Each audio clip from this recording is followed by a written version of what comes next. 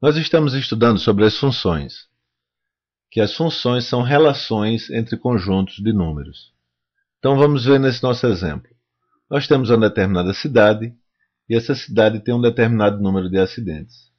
E nós queremos diminuir essa quantidade de acidentes de trânsito. E para isso nós vamos aumentar o número de policiais. Nós vamos aumentar o policiamento. E nós vimos o seguinte, que na medida que nós aumentamos o número de policiais, nós diminuímos os acidentes de trânsito. Então nós descobrimos que é um relacionamento. Então nós temos uma relação entre o número de acidentes e nós temos essa relação com o número de policiais.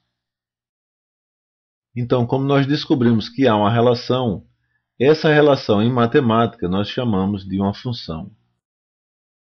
Na realidade, nós temos uma infinidade de funções. Alguns outros exemplos. Podemos ter ainda notas na prova, notas de uma prova, e vamos ter também a quantidade de horas estudadas. Nós temos horas de estudo. Se existir alguma relação entre esses dois parâmetros, a quantidade de horas de estudo e as notas nas provas, nós estamos estabelecendo uma relação entre eles. E essa relação é chamada função. Então, generalizando, nós podemos dizer o seguinte. Toda vez que nós tivermos uma relação entre duas quantidades, por exemplo, número de acidentes e número de policiais, nós vamos ter uma função. E usando termos matemáticos, nós dizemos assim, que nós temos uma determinada quantidade, que é o y, que é o número de acidentes, que é função de uma outra variável x. Então nós estamos dizendo que uma determinada variável, a y, é função de uma determinada variável x. O que estamos dizendo é o seguinte, toda vez que nós variarmos a quantidade de x, nós vamos ter uma variação na quantidade de y. E essa relação de mudar o número de x e mudar o número de y, essa relação é chamada função.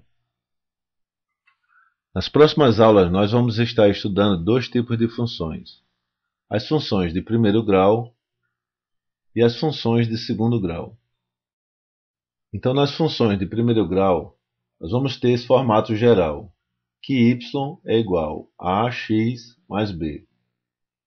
Já nas funções de segundo grau, nós vamos ter que essa relação entre x e y vai se dar dessa forma.